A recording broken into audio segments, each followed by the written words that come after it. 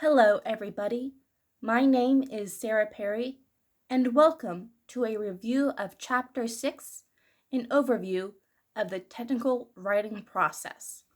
The main point of this chapter is to discuss how to properly write a document in the business industry from beginning to end while maintaining a good relationship between the employee who is writing the document and the company as well as the coworkers of that employee.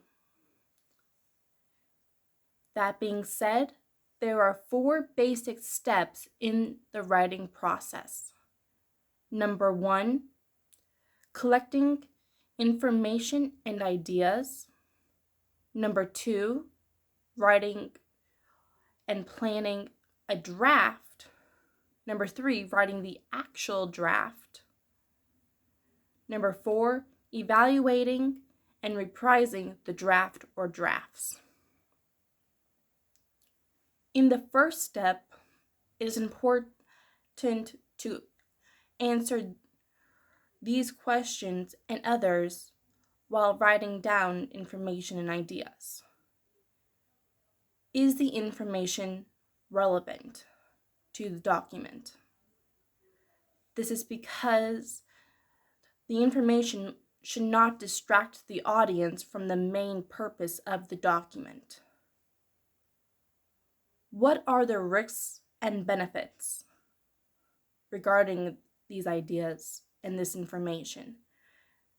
This is because the audience would want to know, do the benefits outweigh the risk? And what are the risks and what are the benefits? Is there a balance of viewpoints? This is because a biased document that does not take into account other viewpoints leaves room for it to be dismantled by an opposing viewpoint unless the opposing viewpoint is taken into consideration and it is explained why the viewpoint of the writer is a better option. Now, the second step, planning the document. This is important because several questions need to be answered. What is the purpose of the document? This is important because ultimately the purpose is what is going to determine what type of document is going to be used. For instance, a memo, a presentation, a contract, etc. It's also going to determine what flow is going to be used, as well as what approach to the audience is going to be used. By which we mean, what does the audience want from this? That is how the approach should be used. Furthermore, the document has to take into account, will the company and especially the supervisor approve of how the document is written, what the document wants, and what the document expects. Because if the company or the supervisor does not approve of how the document is written, chances are the purpose will not be taken into consideration. The third step, writing a draft of the document, is at this point taking the previous 2 steps, the purpose, the approach, the flow, the ideas, and making a crude structure for what will later be the final draft. Now, it is important to have a coworker, preferably one who has a lot of experience with the company and experience working with the writer of the document to look over the document. This is because such a coworker will generally have a really good idea of what the company expects from documents, and thus whether or not the company will approve of the document, as well as generally they'll have a lot of experience writing documents.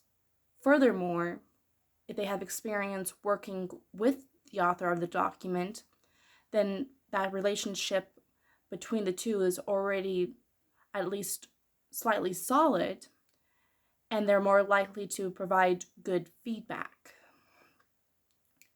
Speaking of feedback, it is important to give the coworker at least 2 or 3 days to respond, to read over the document, and to provide feedback. This is because documents that are being written in the business industry do not always correspond with the projects that the employees are working on at the time.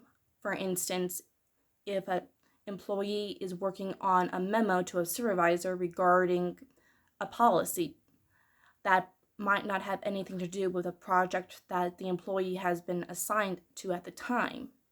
Furthermore, the coworker might have other projects that they are working on, and thus they'll need time to complete the project that they have been hired to do, in addition to doing this favor to the author of the document.